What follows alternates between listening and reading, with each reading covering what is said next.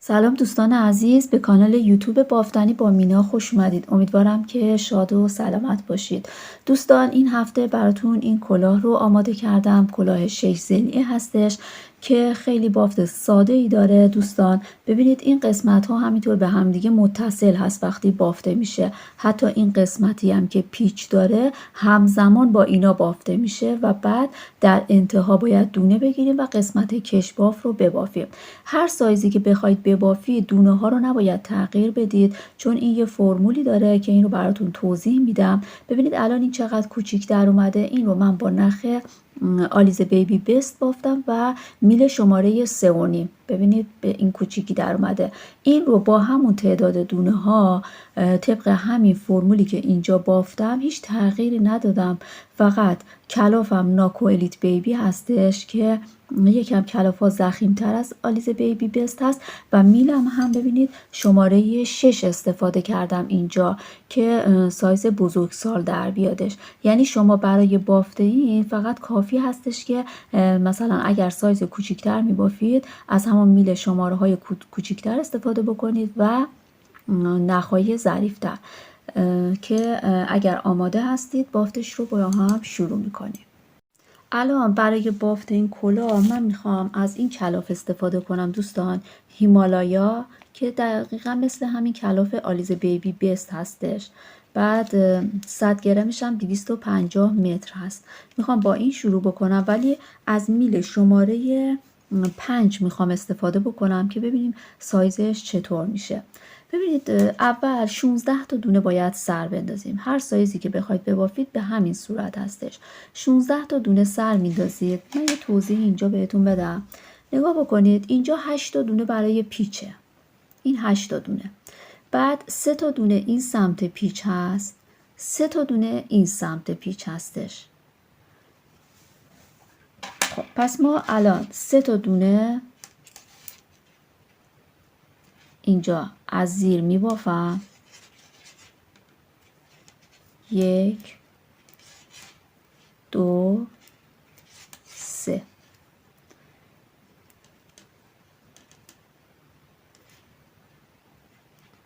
خب 3 تا دونه از زیر. درست شد. بعد الان 8 تا دونه برای پیچم در نظر می گیرم. از رو می بافم. 1 2 3 4 5 6 7. این 8 تا برای پیچ. گفتیم 3 تا دونه هم این سمت پیچمون هست. اینجا پشت کار هست دوستان. خب 3 تا دونه هم از زیر میبافم. این از این. بعد این قسمت هایی که ببینید سوراخ افتاده اینجاها ژوته خورده. اینجا ژوته خورده. اینجا یک دونه از رو میبافم. وقتی که قسمت پشت کار هستید ژوته باید بزنید. به این صورت یک نخ رو این شکلی بزنید و دونه آخر رو از زیر ببافید. پس یک رج در میون ژوته هامون رو این سمت باید بزنیم. این 8 تا دونه‌ای که برای بافت پیچمون هست ثابت هست. این 3 تا دونه‌ای که این سمت بافت پیچ هست ثابت هست. 3 تا دونه‌ای هم که این سمتش هست ثابت هستش. ما فقط توی این قسمت هستش که ژوته میزنیم و دونه اضافه میشه و اون سوراخ ها میفته. بعد از رج پشت کار هم ژوته هامون رو میزنیم. خب رج بعد دونه اول رو در میارم. دونه اول رو سفت بکشید که این قسمتش سفت وایسه. بعد این رو از رو می بافم.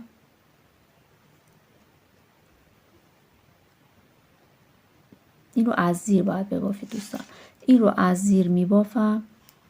این رو هم از زیر می بافم. این 3 تا دونه ببینید اینجا از رو هست. اینا رو از رو ببافید. 3 تا دونه رو 2 تا 3 تا. این 8 تا دونه ای که برای بافت پیچمون هست از زیر بافته میشه. این رج این رو بذارم اینجا که این صدا نده. از زیر می بافم این 8 تا رو. این سه تا رو ببینید از رو هستش، از رو بافته میشه، اینم از رو بافته میشه. دونه آخر رو از زیر ببافید. خب رج بعد دونه اول رو در میارم. ببینید این دوتا دونه از زیره، از زیر میبافم. گفتم که اینا ثابته دیگه بافتش. این 8 دونم که برای بافت پیچمون هست از رو هست، الان از رو میبافم.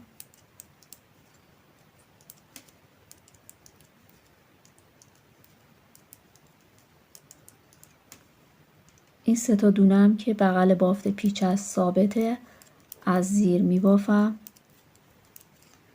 این دونه رو ببینید از رو میبافم. بعد گفتیم که قسمت روی کار که نمای روی کار پشت کار به سمت خودمون باشه باید ژوته بزنیم. یه ژوته میزنم و بعد اینا رو از رو میبافم. دونه آخر از زیر بافته میشه.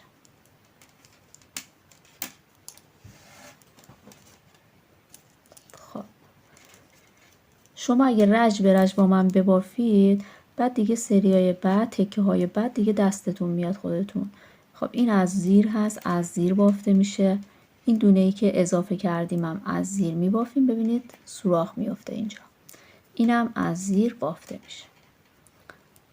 اینا از رو هست، این سه تا دونه از رو بافته میشه. این 8 دونه برای پیچ هست، از زیر بافته میشه. این از رو دونه آخر از زیر. رج بعد دونه اول رو در میارم، سفتش میکنم. این از زیر، این از زیر، این 8 دونه ای که برای پیچمون هست از رو بافته میشه. این سه تا از زیر بافته میشه. این یک دونه رو از رو میبافم، یک دونه ژوته میزنم و بعد اینا از رو این از زیر.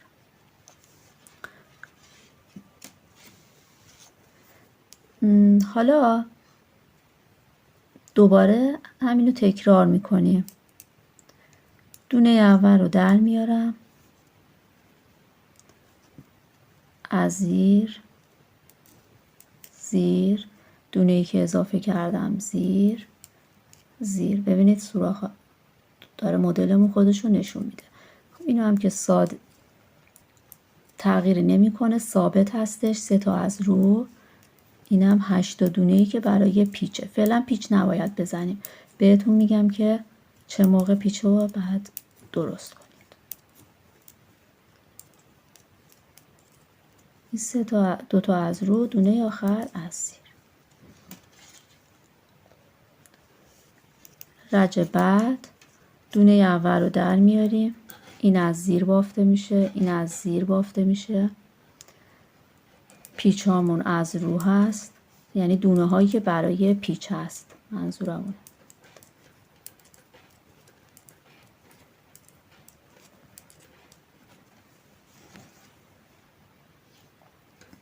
این سه تا از زیر بافته میشه. خب این یه دونه از رو هست. ببینید نمای پشت کار هستیم. یه ژوته میزنیم. این ژوته زدنامون تا آخره که تموم بشه یه رج در میون ادامه پیدا میکنه دوستان. فراموش نکنید. از رو از زیر. ببینید دونه هامون الان ببینید این قسمت هی داره زیاد میشه. الان شده 1 2 3 4 5 6 تا دونه شده.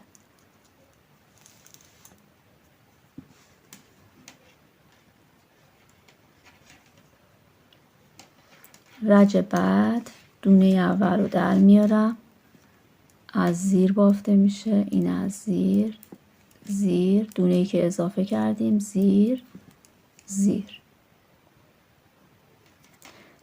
این سه تا دونه ثابت هست، از رو بافته میشه. 8 دونه برای پیچمون از زیر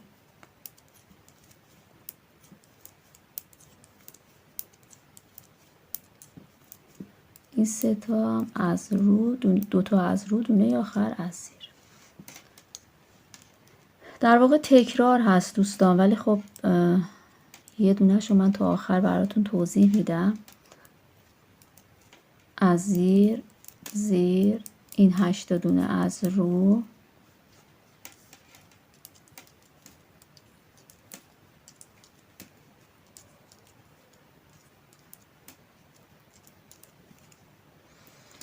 بعد این 3 تا دونه از زیر هست، از زیر میبافم، این یه دونه از رو بافته میشه و اینجا دوباره یه ژوته میزنم، اینا رو از رو میبافم. دونه آخر از زیر بافته میشه. رج بعد دونه اول رو در میارم، این دونه ها از زیر هست، از زیر میبافم، دونه‌ای که اضافه کردم از زیر بافته میشه، این 3 تا دونه از رو، 8 دونه از زیر.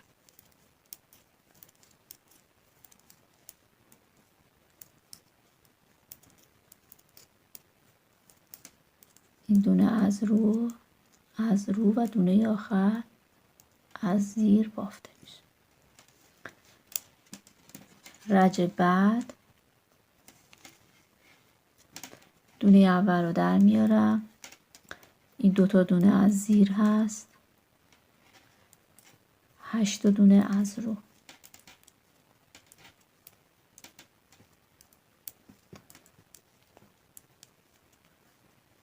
سه تا دونه از زیر، یه دونه از رو، یه ژوته. بقیه دونه ها از رو بافته میشه و دونه آخر از زیر.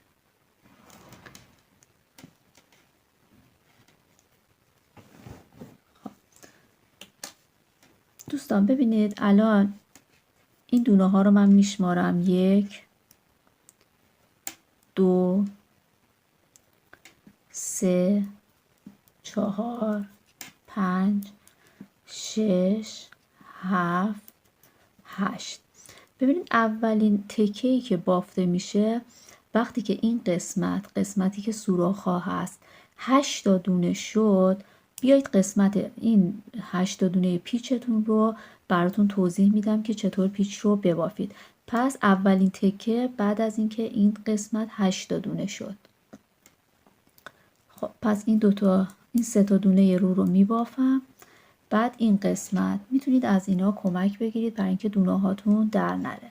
4 تا دونه رو توی این میله کمکی بندازید، 1، 2، 3، 4 تا. و بعد بیاید 4 تای بعدی رو ببافید. 1، اینجا رو فقط سفت کنید، 2، 3، 4. یعنی باید دونه ها رو جابجا کنید. بعد این 4 تایی رو که توی این میل قرار دادید و بندازید تو میل اصلیتون و بعد این 4 تا رو ببافید. ببینید جاهاشون رو تغییر دادم من: 2 تا، 3 تا، 4 تا. و بعد دیگه تکرار بکنید بافتتون رو: 2 تا از رو، این دونه از زیر. الان اولین پیچمون رو زدیم. خب رج بعد دونه اول رو در میارم، این 2 تا دونه از زیر هست، 8 دونه از رو هست، دونه های پیچمونه.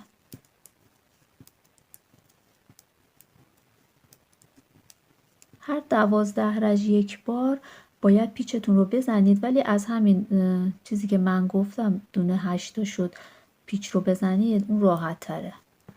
بعد این 3 تا رو از زیر میبافم، یک دونه از رو، یک ژوته میزنم اینجا و بقیه دونه ها از رو بافته میشه به غیر از دونه آخر که از زیر. دونه آخر رو از زیر میبافم. رج بعد دونه اول رو در بیارید. این دونه ها از زیر هست، از زیر بافته میشه.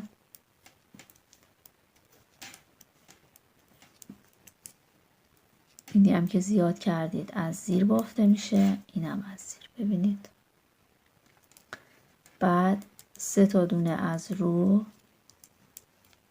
8 تا دونه پیچ از زیر.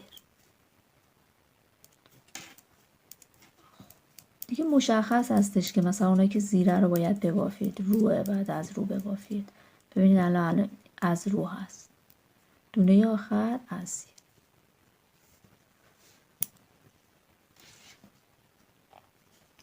رج بعد دونه اول رو در بیارید، 2 تا دونه از زیر، 8 تا دونه از رو.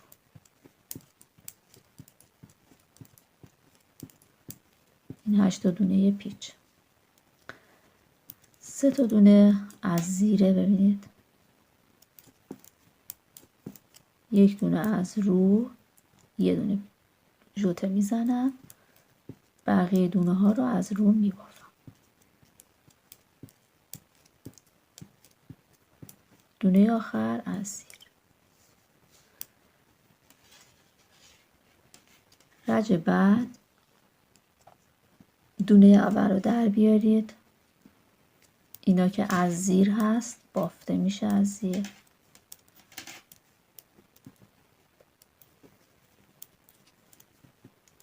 اینی هم که اضافه کردیم از زیر، این هم از زیر.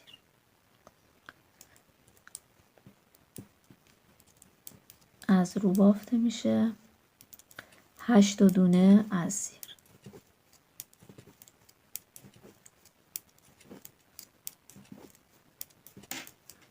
این از رو بافته میشه، این از رو، دونه آخر از زیر. دوستان شما بافت رو به همین صورت ادامه بدید تا تعداد دونه هایی که این سمت هست وقتی که دونه اضافه میکنید، وقتی شمردید به 14 تا دونه که رسید، دوباره باید این قسمت پیچمون رو ببافیم. من این قسمت ها رو میبافم، تعداد دونه هام به 14 تا که رسید این قسمت، پیچ رو دوباره با هم میبافیم. الان من بافتم رو انجام دادم، دونه های این قسمت رو میشمارم: 1 2 3 4 5 6 7 8 9 10 11 12 13 14 تا دونه شده.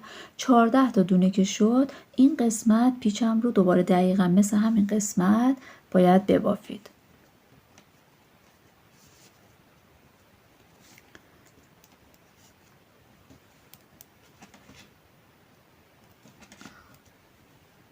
این 14 تا دونه رو از زیر می بافم.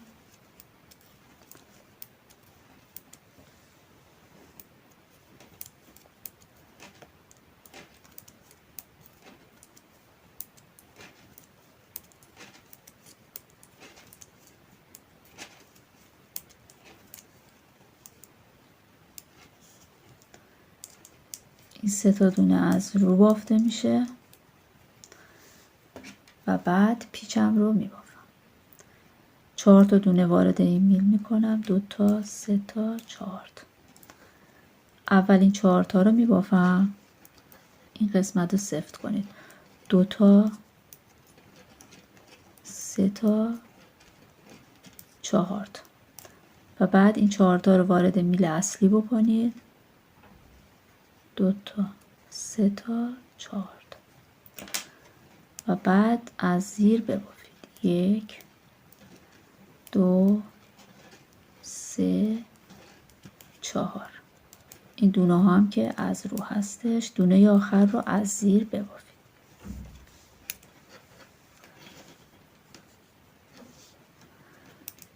رج بعد دونه اول رو در میارم، این 2 تا دونه از زیر بافته میشه، این 8 تا دونه از رو.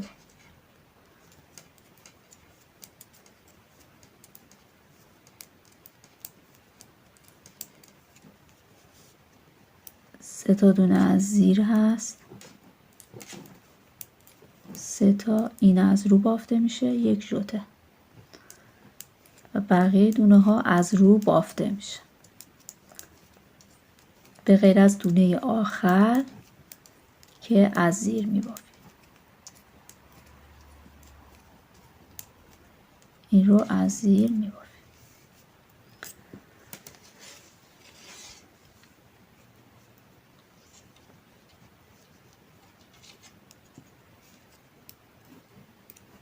دوتا، سه، چهار، پنج، شش، هفت، هشت، نو، 10، 11، 12، 13، 14، 15. الان ببینید این قسمت 15 تا دونه شد. 1، 2، 3 تا از رو، دونه هایی که برای پیچ هست 8 تا دونه بود از زیر بافته میشه.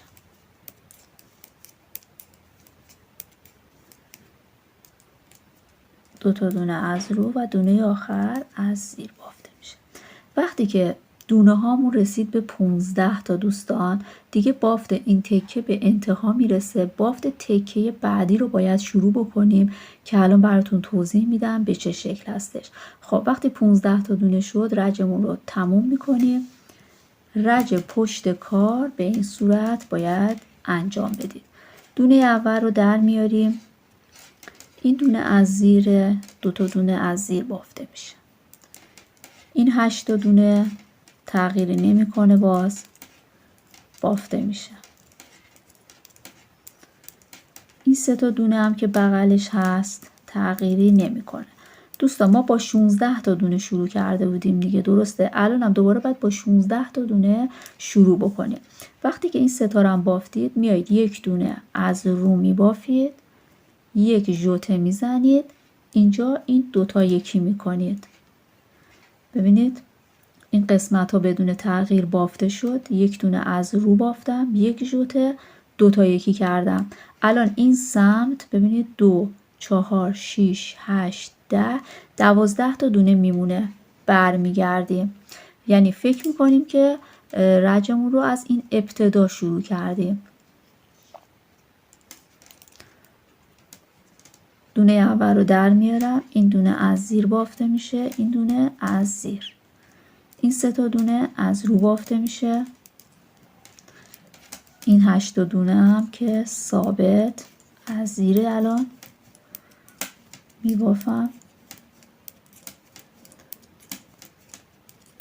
این 2 تا دونه از رو، دونه آخر از زیر. رج بعد دونه اول رو در میارم، 2 تا دونه از زیر میبافم. این 8 تا دونه رو میبافم.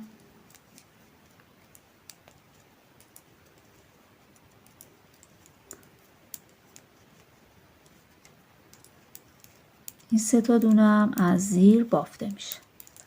ببینید الان نمای پشت کار هستیم دیگه. گفتیم اینجا یک دونه از رو بافته میشد کلا از این ابتدا. بعد ژوته زدنمون هم که گفتیم تا آخر ادامه پیدا میکنه. ژوته میزنیم، این رو از رو میبافیم. ببینید الان اینجا یه فاصله افتاده بین این دونه آخری و این دونه هایی که روی میل گذاشتیم و برگشتیم. به اینجا که رسیدید، ببینید این دونه آخر رو با این دونه با هم دوتا یکی میکنید، برمیگردید به این صورت.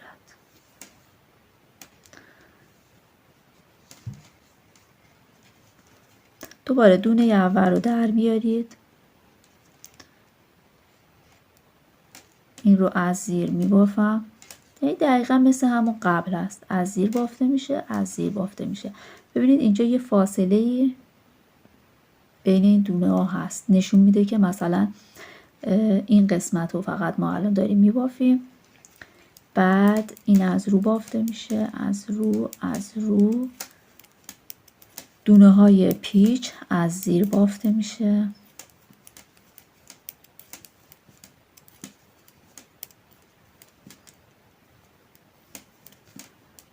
اینم از رو بافته میشه، دونه آخر از زیر بافته میشه. رج بعد دونه اول رو در میاریم، 2 تا دونه از زیر، 3 4 5 6 7 8 تا دونه از رو، 1 2 3 تا از زیر، 1 دونه از رو. ببینید نمای پشت کاره، 1 ژوته میزنم، اینو از رو میبافم، اینو از رو میبافم، رسیدم به دونه آخر که فاصله داره با دونه های این سمت. دوباره مثل همون قبل این دوتا رو با هم یکی میکنم و بعد دوباره برمیگردم. باید این کار رو تکرار بکنید تا دونه هایی که این سمت هست تموم بشه. دوباره دونه اول رو در میارم، این دونه از زیر دونه ای که اضافه کردیم از زیر بافته میشه، این از زیر بافته میشه. این 3 تا دونه از رو هست، از رو میبافم، 8 تا دونه از زیر.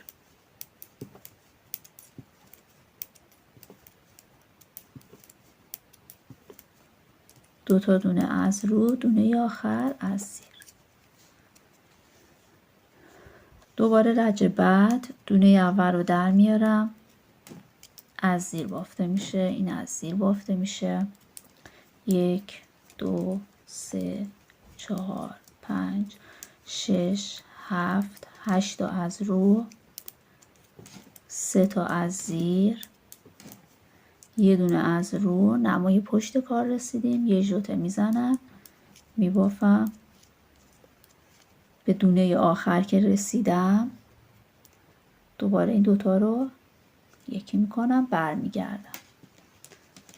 ببینید الان داره دومین تکه ما تشکیل میشه. ببینید این کار رو باید تکرار بکنید دوستان. 2 3 4 5 الان 6 تا دونه شده وقتی اضافه کردیم. این دونه ها رو از زیر میبافم،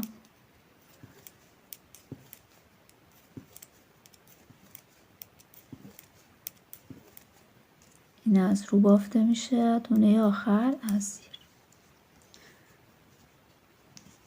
رج بعد دونه اول رو در میارم، 2 تا دونه از زیر بافته میشه، 8 تا دونه از رو.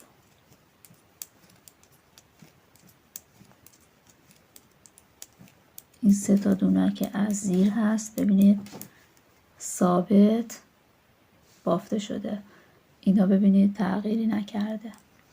1 دونه از رو میبافم، یه ژوته دوباره میزنم اینجا، اینا رو میبافم تا برسم به دونه آخر. رسیدم به دونه آخری که فاصله داره، نخ رو میارم سمت خودم، دوتا رو یکی میکنم. حالا ببینید توی تکه های پایین گفتم هر وقت که این قسمت به 8 تا دونه رسید باید پیچ بزنید، بعد سری بعدش بعد از اینکه 14 تا دونه رسید پیچ زدیم.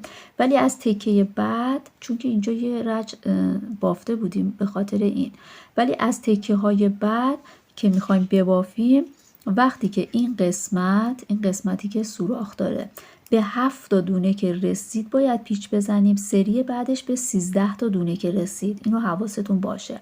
ببینید الان اینجا 1 2 3 4 5 6 7 تا دونه رسیده اینجا. این دونه ها که نمیشماریم، دونه هایی که روی میل قرار گرفته و توی رفت و برگشت کم میشه.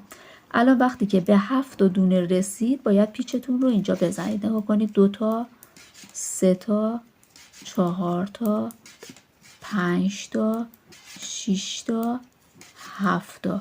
خب این 3 تا رو میبافم. الان پیچم رو اینجا درست میکنم. 4 تا دونه داخل این میل میذارم.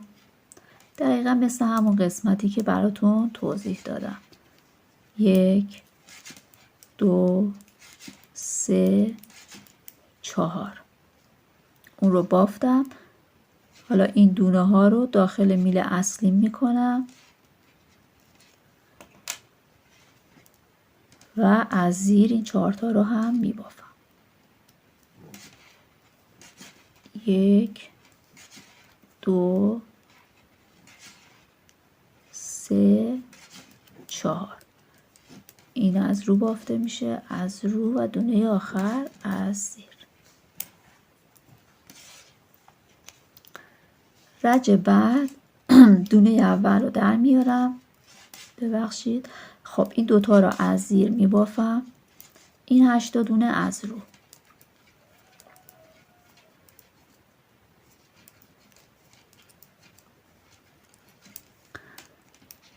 این 3 تا از زیر بافته میشه،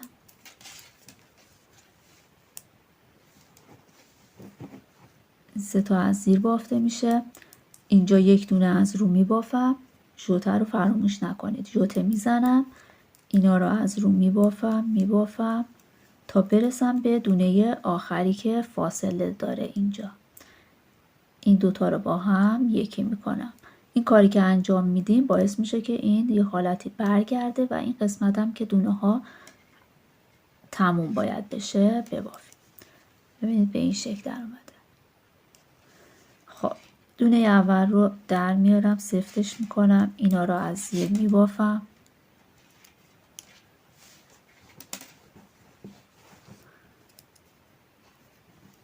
از زیر میبافم،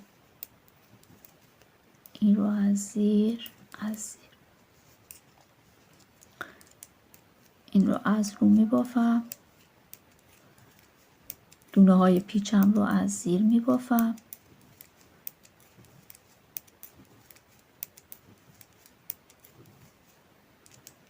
از رو این دونه آخر از زیر. دیگه دوستان تکرار هستش، دوباره این کارا رو باید انجام بدیم. ببینید این رج رو هم میبافیم، 2 تا از زیر، این دونه ها از رو هست، از رو بافته میشه.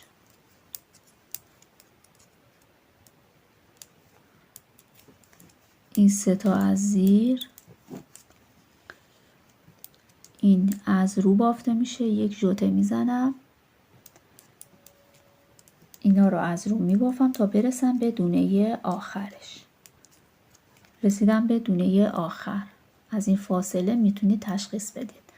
این دوتا رو یکی میکنم، برمیگردم. دوستان ببینید این کار رو تکرار بکنید که این دونه هایی که این قسمت هست که سوراخ داره، 1 2 3 4 5 6 7 8 الان 9 تاست، باید برسه به 13 تا دونه. بعد این قسمت های پشت که میرسید حواستون به کور کردنتون باشه. رسید به 13 تا، دوباره پیچمون رو باید ببافیم. الان من این کارا رو انجام میدم، بعد برمیگردم. الان بافتم رو من ادامه دادم. ببینید کلا 2 تا دونه الان مونده روی این میل، رفت و برگشت رو که انجام دادم. بعد اینجا 13 تا دونه شد، گفتم باید 13 تا دونه بشه تا دوباره پیچ بعدیمون رو بندازیم. 1 2 3 4 5 6 7 8 9 10 11 12 13 تا دونه که رسید، این خب 3 تا دونه از روی بافته میشه. این قسمت میایم پیچمون رو میبافیم. 1 2 3 4. این 4 تا دونه رو میبافم. 1 2 3 4. اینا رو داخل میل میندازم، 2 تا، و بعد این 4 تا رو از زیر میبافم. 1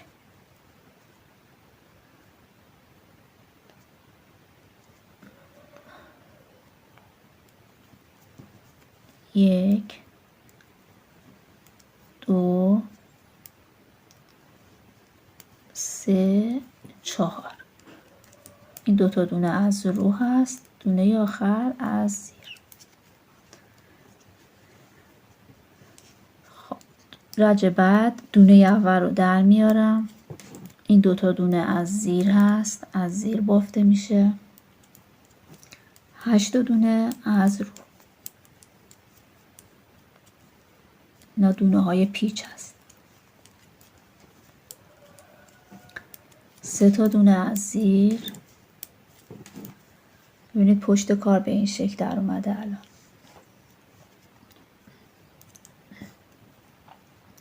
یک دونه از رو، یه ژوته،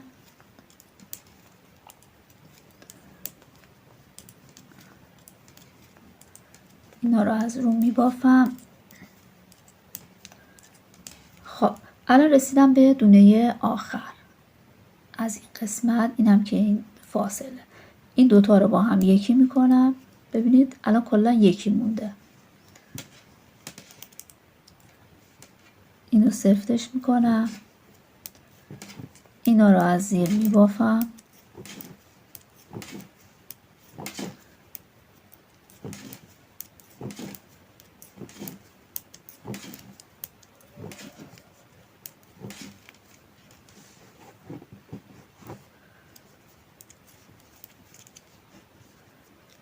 سه تا دونه از رو، 8 تا دونه پیچم رو هم میبافم.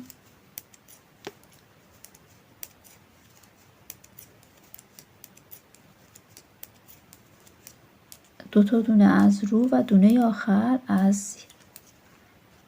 رج بعد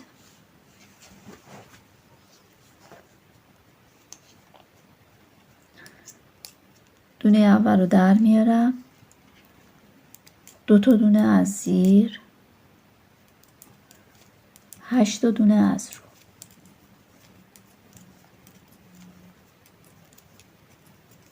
سه تا دونه از زیر،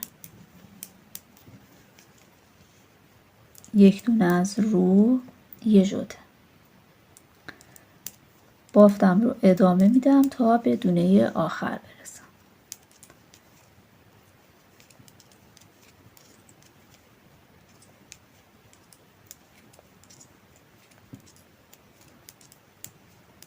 خب ببینید الان به دونه آخر رسیدم. کلا یه دونه هم این سمت مونده و دیگه تموم میشه به این صورت.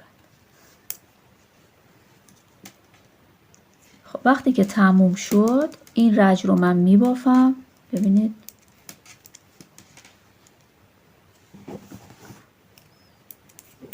دونه های زیر رو از زیر میبافم. اینجا این نخ من باز شده بوده، اینو درستش کنم اول.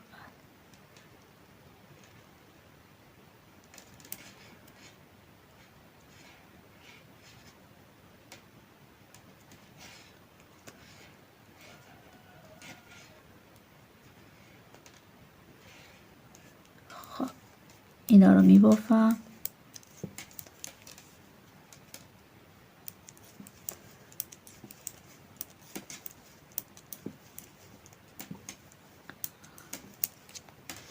ببینید این قسمت وقتی که تموم شد باید 15 تا دونه داشته باشید. 2 4 6 8 10 12 13 14 15 تا دونه باید بشه.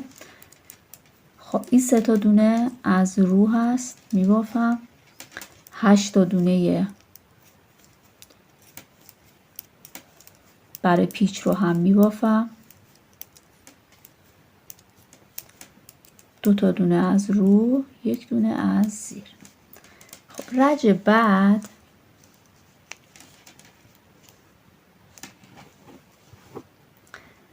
دونه اول رو در میارم. ببینید دوباره اینجا باید شروع بکنیم، یعنی تکرار بکنیم از همین قسمتی که اینجا بهتون توضیح دادم که برگشتیم. دوباره باید شروع بکنیم بافتمون رو. ببینید 2 تا دونه از زیر رو میبافم.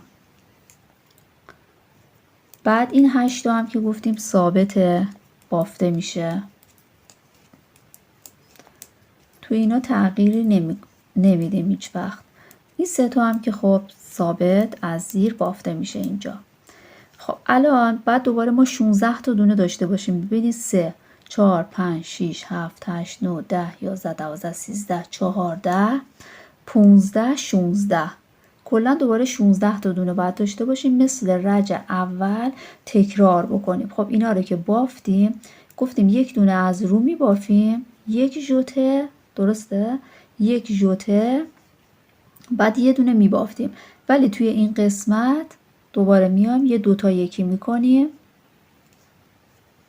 ببینید یه دوتا یکی میکنیم، اینجا 12 تا دونه میمونه، 2 4 6 8 10 12 و بعد برمیگردیم. بعد میایم دقیقاً همین کارایی که این قسمت شروع کرده بودیم انجام میدیم. خب این 12 تا دونه این قسمت میمونه که رچهای پشت کار یکی یکی کم میشه. دونه اول رو در میاریم، اینجا این از زیر بافته میشه، این از زیر بافته میشه. بعد این 3 تا از رو هست، دوباره این از زیر.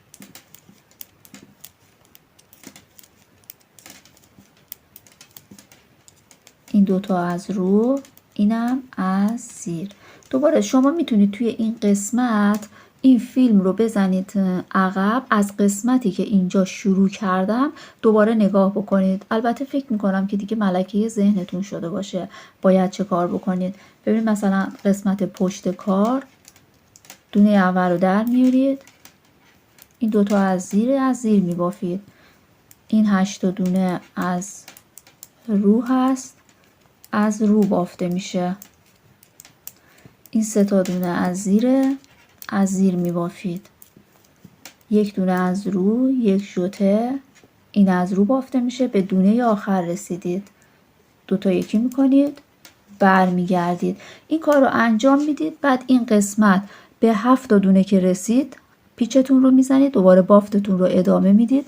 13 تا دونه که رسید این قسمتی که سوراخ داره دوباره پیچتون رو میزنید. به همین صورت کارتون رو ادامه میدید تا تعداد تکه هاتون ببینید باید 1 2 3 4 5 6 تکه باشه که 6 سلی بشه.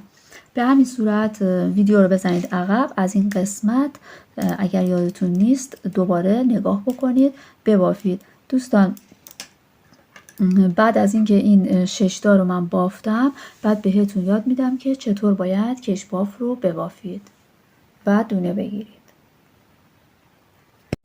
دوستان من الان 6 تا قسمت رو همونطوری که براتون توضیح دادم بافتم. ببینید 1 2 3 4 5 6 تا کافی هستش.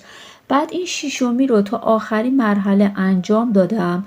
ببینید این قسمت رو از زیر بافتم و الان رج پشت کار وقتی که برای این قسمت ها بود ما می اومدیم تکه جدید رو شروع می کردیم، ولی دیگه اینجا چون آخری هستش این قسمت رو دیگه کور می کنیم. کور کردنش هم به شکل ساده هستش، باید 2 تا یکی بکنید. فقط این قسمت هایی که دونه های زیر به این شکل هستش جهتش رو تغییر بدید و کل دونه ها رو از پشت ببینید کور بکنید به این صورت.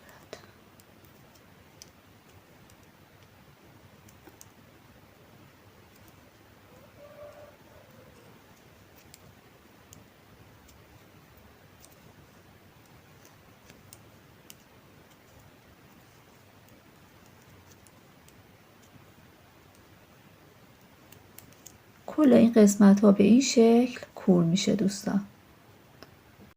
الان باید دور تا دور این قسمت رو دونه بگیریم. خب بعد اینجا یه نخی بودش که سر انداخته بودیم، من همینجا یه گره زدم، از همینجا استفاده میکنم برای دونه گرفتن.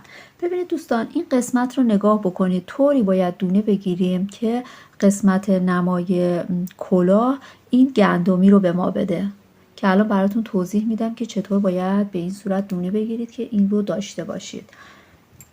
ابتدا کلاه این قسمتی که بافتید رو بعد برگردونید، یعنی قسمت پشت کلاه به سمت خودتون باشه و اینجا این گندمی رو ببینید، این قسمت رو این 2 تا پر داره، یکیش به اون سمته یکیش به سمت خودمونه. اونی که به سمت خودمونه رو باید بگیرید دوستان. از هر کدوم باید شروع بکنید یه دونه بگیرید. من برای اینکه این قسمت کشبافم یکم جمع‌تر بشه از میل شماره 4 استفاده کردم. اگه شما میخواید که خیلی تنگ نباشه از 4.5 استفاده بکنید.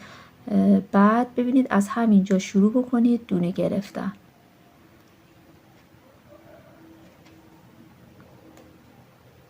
اولین دونه یه کمی سخت میشه ولی بقیهش آسون هستش. ببینید از اون پر گندمی که به سمت خودتون هست به این شکل دونه بگیرید. به این صورت که دونه بگیرید باعث میشه که اون بافتی که بهتون نشون دادم رو داشته باشید.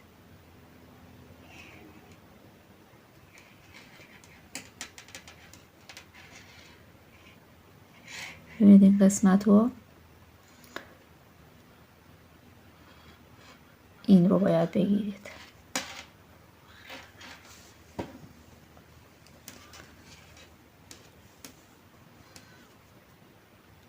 به همین صورت تا انتها.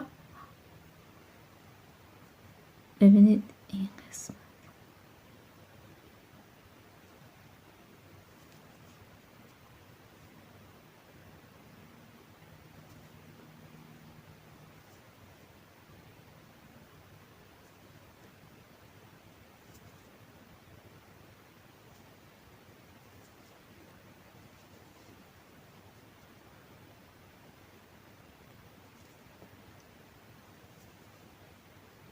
قشنگ مشخص هستش.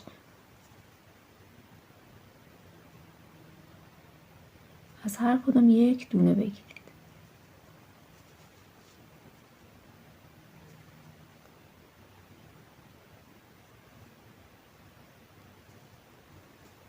برای اینکه بهتر بتونید از این ور این رو به این شکل بکنید، بعد دونتون رو بگیرید. الان این قسمت نمای کلاه رو بهتون نشون میدم. ببینید وقتی که به اون شکل دونه بگیرید این گندمی رو به شما میده. تا انتها من این رو به این صورت دونه ها رو میگیرم. به این صورتی که بهتون گفتم ببینید بافتتون این قسمت به این شکل در میاد. هر چند تا دونه ای که گرفتید قسمت پشت کارتون یعنی نمای روی لباستون کلاهتون رو نگاه بکنید که یه وقت اشتباه دونه نگرفته باشید، چون که باید این یک دست در بیاد دوستان. خب بعد از اینکه این کار رو انجام دادید الان باید کشباف 2 در 2 ببافیم، یعنی 2 تا از رو میبافیم 2 تا از زیر. دونه اول رو در میارم، دونه دوم رو از رو میبافم، این 2 تا از رو، بعد 2 تا از زیر، 2 تا رو، 2 تا از زیر، 2 تا از رو، 2 تا از زیر، 2 تا از رو، 2 تا از زیر. کل بافت رو به این شکل میبافیم. رج بعدم دوباره 2 تا رو 2 تا زیر، یعنی دونه ها رو به همون شکلی که میبینیم هر رج میبافیم. این کشباف 2 در 2 رو یه 10 رج 11 رج که ببافیم کافی هست دوستان. بعد از اینکه 10 رج رو بافتم ببینید کشباف 2 در 2 به این شکل در اومده. باید کور بکنید. برای کور کردن به این شکل عمل کنید. ببینید دونه اول رو در بیارید، دونه دوم از رو هست، این رو از رو ببافید و بعد از زیر دونه قبل این رو بکشید بیرون. دونه بعدی از زیر هست، از زیر ببافید و از زیر دونه قبل بکشیدش بیرون. دونه بعدش هم از زیر میبافم و بعد از زیر دونه قبلی میکشم بیرون. دونه بعدی از رو هست، از رو میبافم، از زیر دونه قبلش میکشم بیرون. به همین ترتیب تا انتها دونه ها رو کور میکنیم دوستان.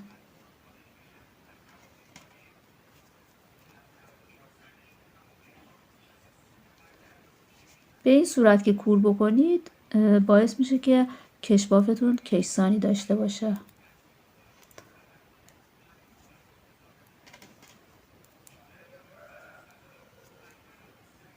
این رو تا انتها باید کور بکنیم.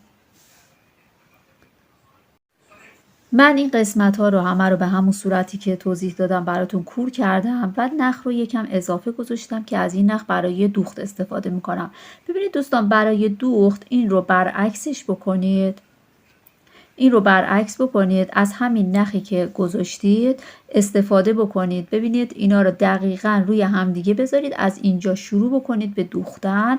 فقط حواستون باشه که هر قسمتی دقیقاً روی همدیگه قرار بگیره. ببینید الان این قسمتی که سوراخ‌ها هستش باید به این صورت دقیقاً روی هم قرار بدید تا منظم در بیاد. ببینید مشخص میشه.